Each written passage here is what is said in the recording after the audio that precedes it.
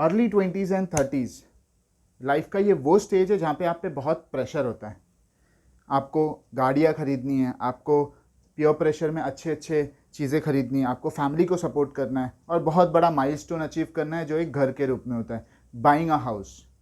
Hello everyone, my name is Yogesh Bhandari. आज हम इसी पर्टिकुलर टॉपिक पे बात करेंगे, बाइंग अ हाउस। इस पे मैंने कुछ पॉइंटर्स बना के रखे। चलिए, तो हमारा सबसे पहला सवाल है बाई वर्सेस रेंट।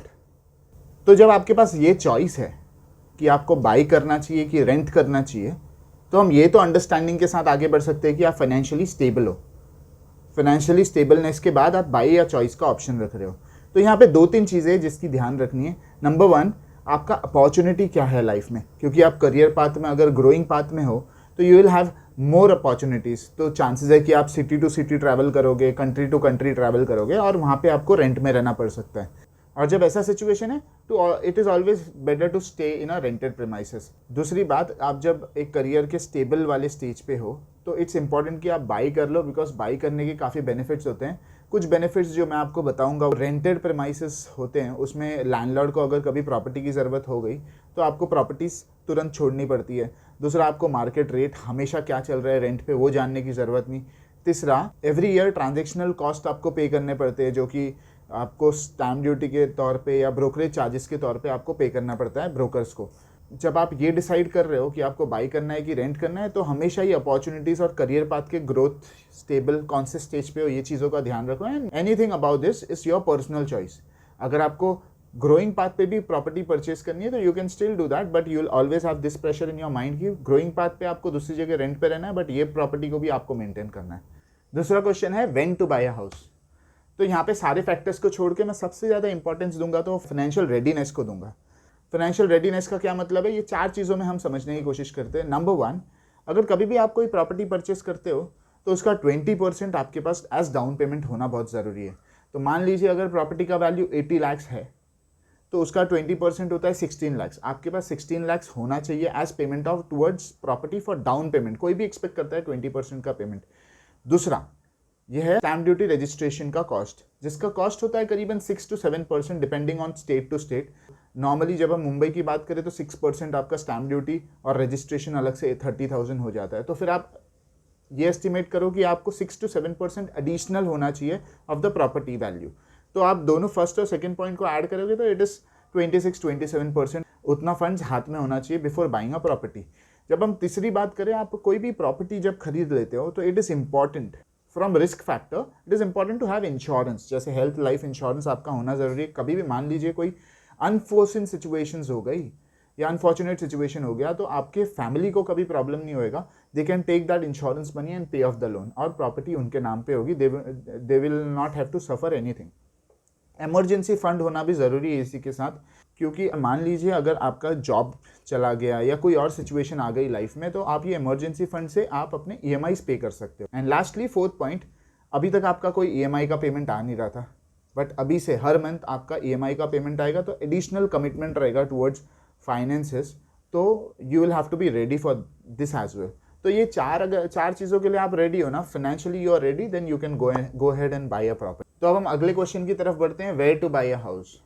तो जनरली तो सबको मेट्रो सिटीज़ में परचेस करना बहुत अच्छा लगता है प्रॉपर्टी, क्योंकि यहाँ पे फैसिलिटीज़ काफ़ी सारी हैं। आप स्कूल बोलो, मेडिकल बोलो, all facilities are available.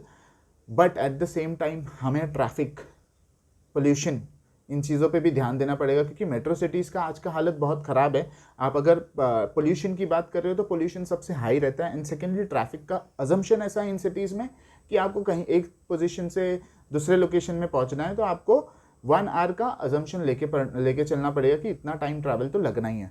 Similarly आप अगर कोई टायर 2, टायर 3 सिटीज़ में देखोगे तो यहाँ पे सिमिलर फैसिलिटीज़ मिलती है। Good infrastructure, good road construction happening, good environment. तो आपको ये सारी चीज़ें वहाँ पे भी मिल सकती है, आपके चॉइसेस पे डिपेंड करता है। अभी एक एग्जांपल दूँ तो मैं कुछ पिछले ही महीने गिफ्ट सिटीज़ गया था अहमदाबाद में। I like the infrastructure there, good road construction, good people there, good environment. तो ऐसे टाइप के सिटीज़ आप देख सकते हैं एंड फैसिलिटीज़ भी अच्छे थे। यस, अ डिस्क्लेमर, मैं अहमदाबाद को कोई प्रमोट नहीं कर रहा हूँ। अभी हम हमारे 5वें सवाल की तरफ बढ़ते हैं, जो है टैक्स बेनिफिट। तो इसमें मेजरली 3 बेनिफिट है। सबसे पहला है EMI का जो पेमेंट कर रहे हो आप, एनुअली जितना भी EMI पे करते हो, ईएमआई में दो कंपोनेंट होता है, एक होता है इंटरेस्ट, एक होता है प्रिंसिपल, और ये दोनों कंपोनेंट का डिडक्शंस आपको जब आप इनकम टैक्स का रिटर्न फाइल करते हो तब मिलता है। इंटरेस्ट का कंपोनेंट कुछ मिलता है, करीबन 2 लाख रुपया अगर आपने पे किया है तो इंटरेस्ट उतना डिडक्शन मिलता है, और प्रिंसिपल का आपने पेमेंट किया है तो उतना ही डिडक्शन आपको मिल जाएगा, बट इसका भी लिमिट है अप्रॉक्सीमेटली 1,50,000 रुपीज़ का। तो ये दोनों का आपको जब आप रिटर्न फाइल करते हो आपको बेनिफिट मिल जाता है।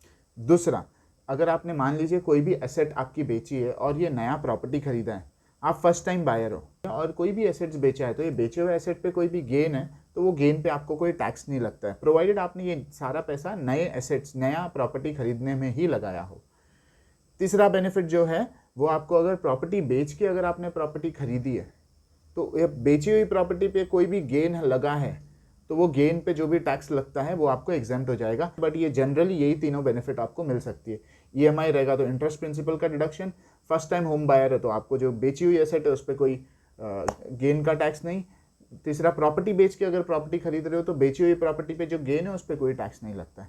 तो अभी ये सारा डिस्कशन के बाद अब हम पर्सनल एक्सपीरियंस की तरफ बढ़ते हैं। तो मैंने भी 2017 में एक अंडर कंस्ट्रक्शन प्रॉपर्टी में फ्लैट खरीदा था। अब अंडर कंस्ट्रक्शन प्रॉपर्टी का मोडस ऑपरेंडी अगर समझने की कोशिश करें तो हर स्लैब बेसिस पे बिल्डर्स आपसे फंड्स डिमांड करते हैं।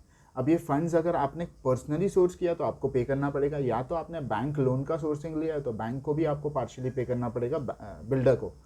तो मान लीजिए अगर बिल्डर ने प्लिंथ तक का कंस्ट्रक्शन कर दिया तो प्लिंथ के टाइम पे जो भी डिमांड होगा बिल्डर से आपको, तो एक पोर्शन आप पे करोगे और एक पोर्शन बैंकर पे करेगा। तो ग्रेजुअली आपका लोन अमाउंट इंक्रीज हो रहा है और बिल्डर का जो पेमेंट है वो कम होते जा रहा है, क्योंकि इधर डिमांड हो गया और यहाँ पे आपको भी पे करना पड़ रहा है। तो आपका ईएमआई बढ़ रहा है और बिल्डर को भी पे करना पड़ रहा है, तो देयर आर डुअल पेमेंट्स, तो डुअल फाइनेंशियल प्रेशर।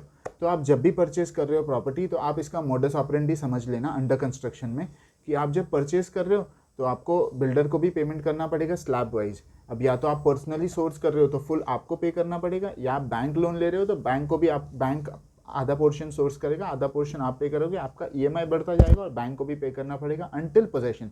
एंड हाँ, पोजेशन के टाइम पे आपको जो एडवांस मेंटेनेंस बिल होता है, आपका जो बाकी क्लब हाउस है तो क्लब हाउस का चार्जेस, तो ये सारे चार्जेस भी ओनर को एक लमसम बिल्डर को पे करना पड़ता है। अब जो क्लब हाउस मेंटेनेंस है ये सारे आपके लोन में भी कवर नहीं होते हैं, तो फिर इसका सेपरेट पेमेंट हो जाता है। तो ये एडिशनल बर्डन है जो आपके दिमाग में हमेशा याद रखना। अब एक टिप मैं देता हूँ, अगर आप लोन ले रहे हो तो मेक श्योर कि आप एनुअली ना एक एक्स्ट्रा ईएमआई पे करिए, क्योंकि एक्स्ट्रा ईएमआई पे करने से आपको पता नहीं लगेगा कि आपका 20 साल का जो लोन है वो करीबन 16 साल में ही ख़त्म हो गया, जो 20 साल तक है। तो आपके लिए एडिशनल टिप है, आपको चाहिए तो ये चीज़ के बारे में अगर डिस्कस करना है तो कमेंट बॉक्स में डालिए, हम कैलकुलेशंस पे डिस्कस कर सकते हैं इस चीज़ के बारे में। तो इसी के साथ हम हमारा आज का टॉपिक यहीं पे क्लोज करते हैं। I believe you like today's topic. अगर आपको पसंद आया तो लाइक, कमेंट, शेयर करना ना भूलिए। Until next time, bye bye, see you.